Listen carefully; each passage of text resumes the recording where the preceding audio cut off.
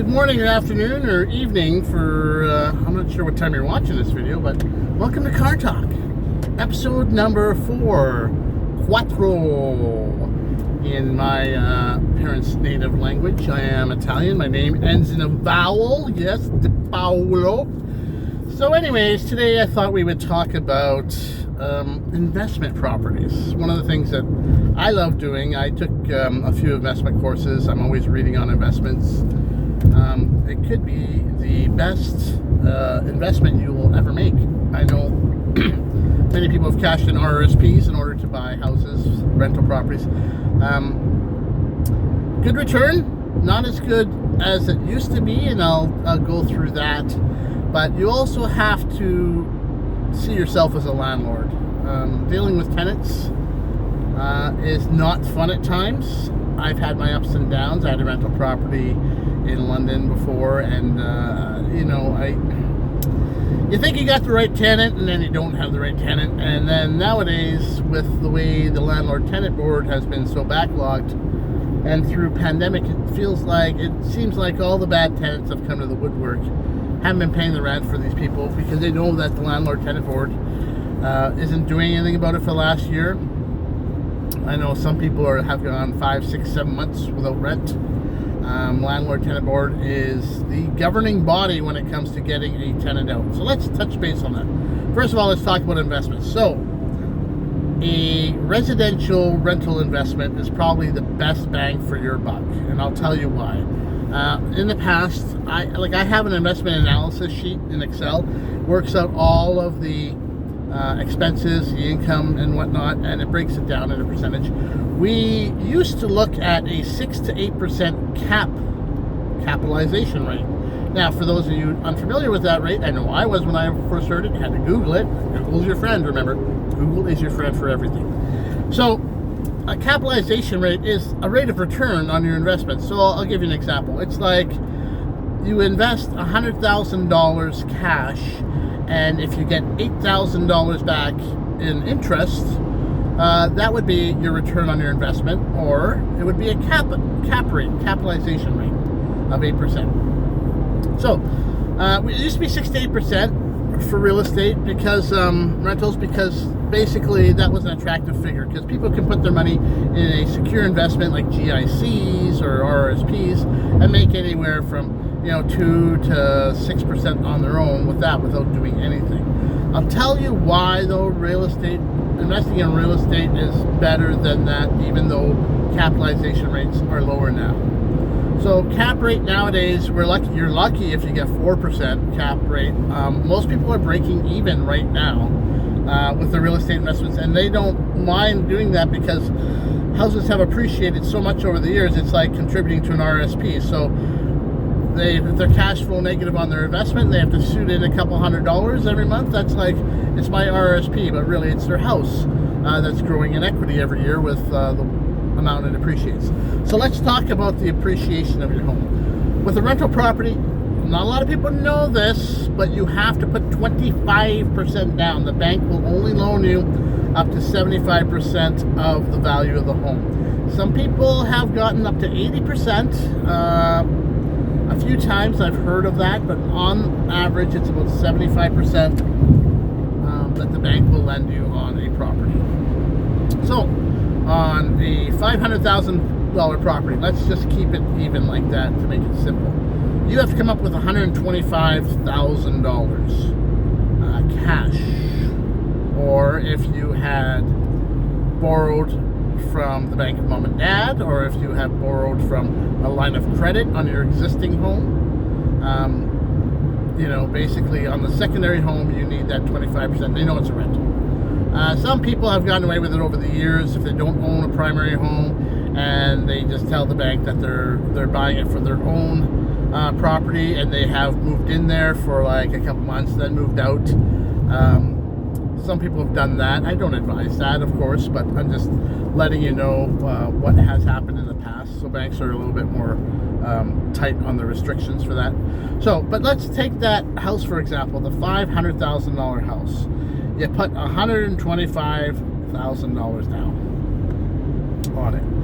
it's making, say, a 5% cap rate. So it's making you $25,000 a year, right?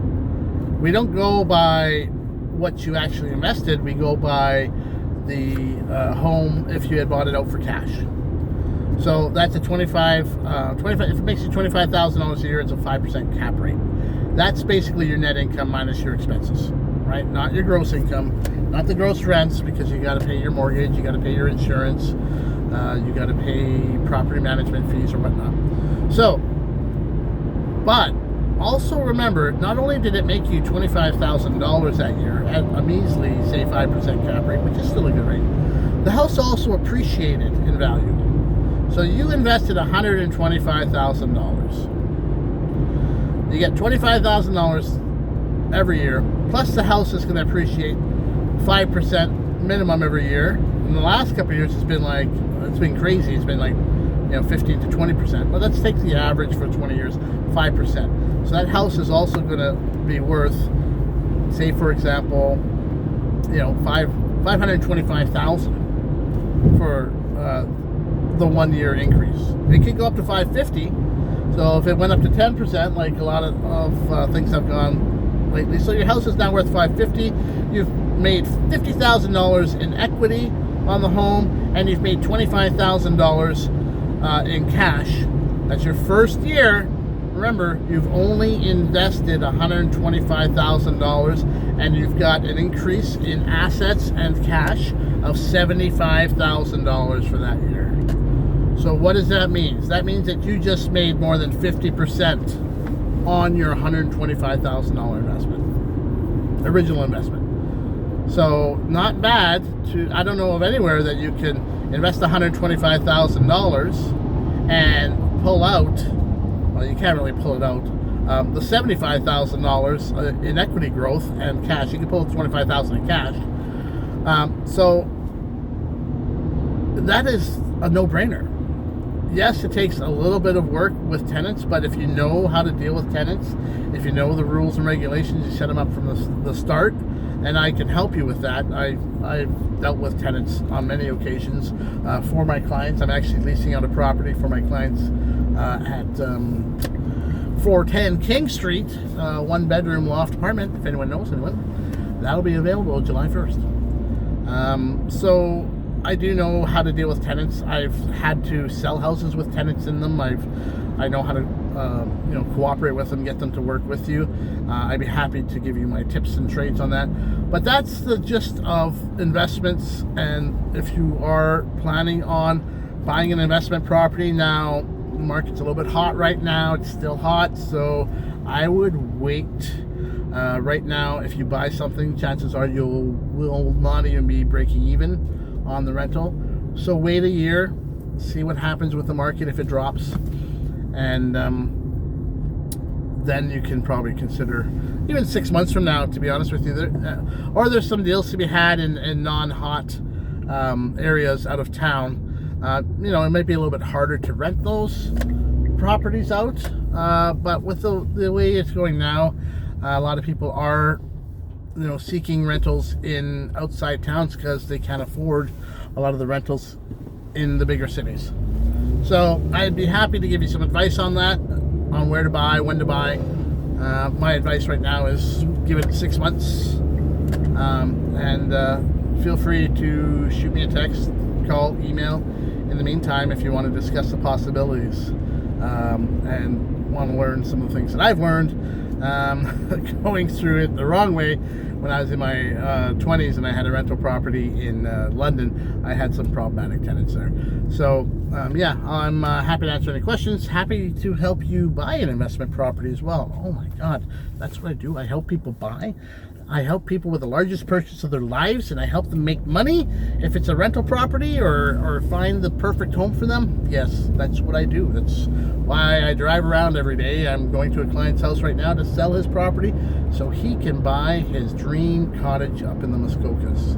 Been working with this client for 10 years, mind you. Sometimes it's a long haul, but yeah, the time's right for him now. But yeah, if you have any questions or concerns, rental properties, investments, or anything else, 519-897-1031 is the number to reach me at. Mike at KW House Finder or DePauloRealty.com.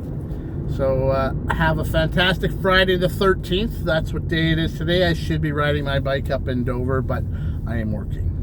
All right, take care. Bye.